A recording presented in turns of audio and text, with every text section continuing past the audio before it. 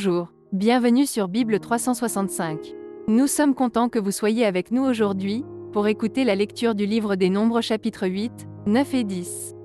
Si vous êtes nouveau, s'il vous plaît abonnez-vous à la chaîne, aimez et partagez-la pour encourager quelqu'un d'autre à écouter la Bible cette année. Bonne écoute. Nombres, chapitre 8. L'Éternel parla à Moïse et dit : Parle à Aaron, et tu lui diras : Lorsque tu placeras les lampes sur le chandelier, les 7 lampes devront éclairer en face. Aaron fit ainsi. Il plaça les lampes sur le devant du chandelier, comme l'Éternel l'avait ordonné à Moïse. Le chandelier était d'or battu, jusqu'à son pied, jusqu'à ses fleurs, il était d'or battu. Moïse avait fait le chandelier d'après le modèle que l'Éternel lui avait montré. L'Éternel parla à Moïse et dit : Prends les Lévites du milieu des enfants d'Israël et purifie-les. Voici comment tu les purifieras. Fais sur eux une aspersion d'eau expiatoire. Qu'ils fassent passer le rasoir sur tout leur corps, qu'ils lavent leurs vêtements et qu'ils se purifient. Ils prendront ensuite un jeune taureau avec l'offrande ordinaire de fleurs de farine pétrie à l'huile. Et tu prendras un autre jeune taureau pour le sacrifice d'expiation. Tu feras approcher les Lévites devant la tente d'assignation, et tu convoqueras toute l'assemblée des enfants d'Israël. Tu feras approcher les Lévites devant l'Éternel, et les enfants d'Israël poseront leurs mains sur les Lévites. Aaron fera tourner de côté et d'autre les Lévites devant l'Éternel, comme une offrande de la part des enfants d'Israël, et ils seront consacrés au service de l'Éternel. Les Lévites poseront leurs mains sur la tête des taureaux, et tu offriras l'un en sacrifice d'expiation et l'autre en holocauste, afin de faire l'expiation pour les Lévites. Tu feras tenir les Lévites debout devant Aaron et devant ses fils, et tu les feras tourner de côté et d'autre comme une offrande à l'Éternel. Tu sépareras les Lévites du milieu des enfants d'Israël, et les Lévites m'appartiendront. Après cela, les Lévites viendront faire le service dans la tente d'assignation. C'est ainsi que tu les purifieras, et que tu les feras tourner de côté et d'autre comme une offrande. Car ils me sont entièrement donnés du milieu des enfants d'Israël. Je les ai pris pour moi à la place des premiers-nés, de tous les premiers-nés des enfants d'Israël. Car tout premier-né des enfants d'Israël m'appartient, tant des hommes que des animaux. Le jour où j'ai frappé tous les premiers-nés dans le pays d'Égypte, je me les suis consacrés. Et j'ai pris les Lévites à la place de tous les premiers-nés des enfants d'Israël. J'ai donné les Lévites entièrement à Aaron et à ses fils, du milieu des enfants d'Israël, pour qu'ils fassent le service des enfants d'Israël dans la tente d'assignation, pour qu'ils fassent l'expiation pour les enfants d'Israël, et pour que les enfants d'Israël ne soient frappés d'aucune plaie en s'approchant du sanctuaire. Moïse, Aaron et toute l'assemblée des enfants d'Israël firent à l'égard des Lévites tout ce que l'Éternel avait ordonné à Moïse touchant les Lévites. Ainsi firent à leur égard les enfants d'Israël. Les Lévites se purifièrent et lavèrent leurs vêtements. Aaron les fit tourner de côté et d'autre comme une offrande devant l'Éternel, et il fit l'expiation pour eux, afin de les purifier. Après cela, les Lévites vinrent faire leur service dans la tente d'assignation, en présence d'Aaron et de ses fils, selon ce que l'Éternel avait ordonné à Moïse touchant les Lévites. Ainsi fut-il fait à leur égard. L'Éternel parla à Moïse et dit : Voici ce qui concerne les Lévites. Depuis l'âge de 25 ans et au-dessus, tout Lévite entrera au service de la tente d'assignation pour y exercer une fonction. Depuis l'âge de 50 ans, il sortira de fonction et ne servira plus. Il aidera ses frères dans la tente d'assignation pour garder ce qui est remis à leurs soins. Mais il ne fera plus de service. Tu agiras ainsi à l'égard des Lévites pour ce qui concerne leur fonction. Nombres, chapitre 9. L'Éternel parla à Moïse, dans le désert de Sinaï, le premier mois de la seconde année après leur sortie du pays d'Égypte. Il dit : Que les enfants d'Israël célèbrent la Pâque au temps fixé.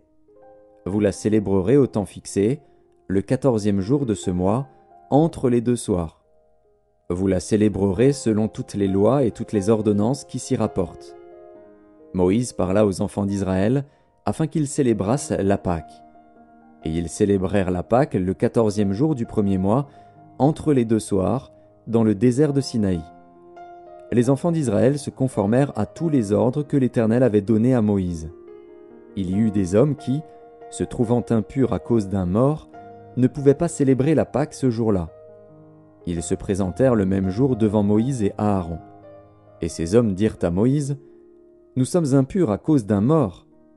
Pourquoi serions-nous privés de présenter au temps fixé l'offrande de l'Éternel au milieu des enfants d'Israël » Moïse leur dit, « Attendez que je sache ce que l'Éternel vous ordonne. » Et l'Éternel parla à Moïse et dit, « Parle aux enfants d'Israël et dis-leur, si quelqu'un d'entre vous ou de vos descendants est impur à cause d'un mort, ou est en voyage dans le lointain, il célébrera la Pâque en l'honneur de l'Éternel. C'est au second mois qu'ils la célébreront, le 14e jour, entre les 2 soirs. Ils la mangeront avec des pains sans levain et des herbes amères. Ils n'en laisseront rien jusqu'au matin, et ils n'en briseront aucun os. Ils la célébreront selon toutes les ordonnances de la Pâque. Si celui qui est pur et qui n'est pas en voyage s'abstient de célébrer la Pâque, celui-là sera retranché de son peuple. Parce qu'il n'a pas présenté l'offrande de l'Éternel au temps fixé, cet homme-là portera la peine de son péché. Si un étranger en séjour chez vous célèbre la Pâque de l'Éternel, il se conformera aux lois et aux ordonnances de la Pâque. Il y aura une même loi parmi vous, pour l'étranger comme pour l'indigène. Le jour où le tabernacle fut dressé, la nuée couvrit le tabernacle, la tente d'assignation. Et, depuis le soir jusqu'au matin, elle eut sur le tabernacle l'apparence d'un feu. Il en fut continuellement ainsi. La nuée couvrait le tabernacle, et elle avait de nuit l'apparence d'un feu. Quand la nuée s'élevait de dessus la tente, les enfants d'Israël partaient, et les enfants d'Israël campaient dans le lieu où s'arrêtait la nuée. Les enfants d'Israël partaient sur l'ordre de l'Éternel, et ils campaient sur l'ordre de l'Éternel. Ils campaient aussi longtemps que la nuée restait sur le tabernacle. Quand la nuée restait longtemps sur le tabernacle, les enfants d'Israël obéissaient au commandement de l'Éternel et ne partaient point. Quand la nuée restait peu de jours sur le tabernacle, ils campaient sur l'ordre de l'Éternel, et ils partaient sur l'ordre de l'Éternel. Si la nuée s'arrêtait du soir au matin et s'élevait le matin, ils partaient. Si la nuée s'élevait après un jour et une nuit, ils partaient. Si la nuée s'arrêtait sur le tabernacle 2 jours, ou 1 mois, ou 1 année, les enfants d'Israël restaient campés et ne partaient point. Et quand elle s'élevait, ils partaient. Ils campaient sur l'ordre de l'Éternel, et ils partaient sur l'ordre de l'Éternel. Ils obéissaient au commandement de l'Éternel, sur l'ordre de l'Éternel par Moïse. Nombres, chapitre 10. L'Éternel parla à Moïse et dit, « Fais-toi 2 trompettes d'argent. Tu les feras d'argent battu. Elles te serviront pour la convocation de l'assemblée et pour le départ des camps. Quand on en sonnera, toute l'assemblée se réunira auprès de toi, à l'entrée de la tente d'assignation. Si l'on ne sonne que d'une trompette, les princes, les chefs des milliers d'Israël, se réuniront auprès de toi. Quand vous sonnerez avec éclat, ceux qui campent à l'Orient partiront. Quand vous sonnerez avec éclat pour la seconde fois, ceux qui campent au midi partiront. On sonnera avec éclat pour leur départ. Vous sonnerez aussi pour convoquer l'assemblée, mais vous ne sonnerez pas avec éclat. Les fils d'Aaron, les sacrificateurs, sonneront des trompettes. Ce sera une loi perpétuelle pour vous et pour vos descendants. Lorsque, dans votre pays, vous irez à la guerre contre l'ennemi qui vous combattra, vous sonnerez des trompettes avec éclat, et vous serez présents au souvenir de l'Éternel, votre Dieu, et vous serez délivrés de vos ennemis. Dans vos jours de joie, dans vos fêtes, et à vos nouvelles lunes, vous sonnerez des trompettes, en offrant vos holocaustes et vos sacrifices d'action de grâce, et elles vous mettront en souvenir devant votre Dieu. Je suis l'Éternel, votre Dieu. Le 20e jour du second mois de la seconde année, la nuée s'éleva de dessus le tabernacle du témoignage.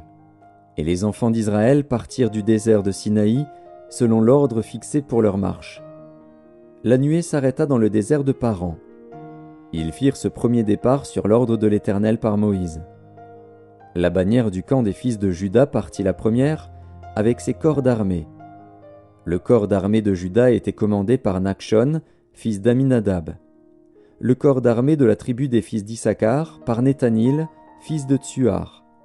Le corps d'armée de la tribu des fils de Zabulon par Eliab, fils de Hélon.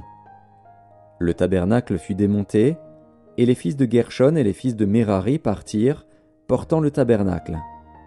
La bannière du camp de Ruben partit, avec ses corps d'armée. Le corps d'armée de Ruben était commandé par Élitsur, fils de Chédéur.